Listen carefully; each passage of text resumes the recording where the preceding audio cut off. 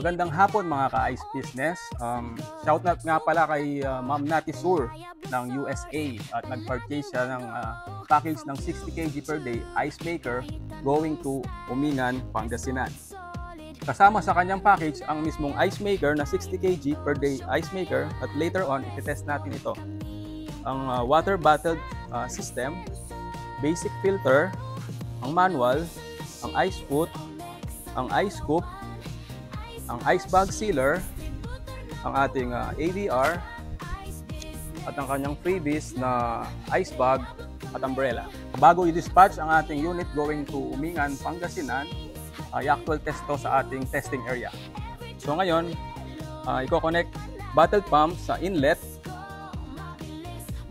Then after that, i-connect naman ang actual machine sa ating AVR, then AVR to the power source or socket. Then after na ma-plug ang lahat ng mga socket, ay ready to operate na ang ating ice maker. So, ita-turn on na natin ang AVR, i-press ang short delay, then switch on din ang ating bottled water dispensing system.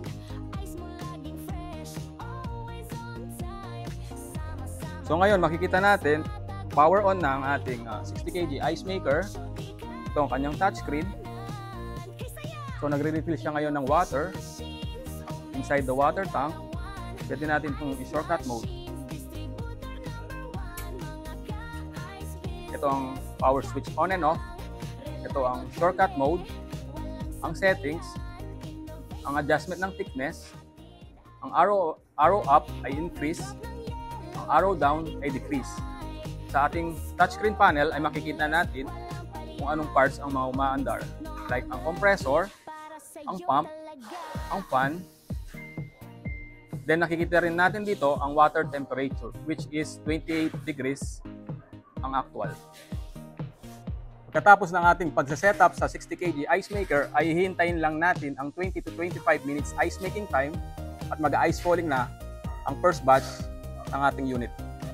And again, maraming salamat kay Ma'am Nati Sur ng USA sa pag-avail ng ating 60 kg per day package ice maker. Sa lahat ng inyong mga inquiries, pwede kayo mag-message sa aming FB page, Messenger, or tumawag or mag-message sa aming mga numero.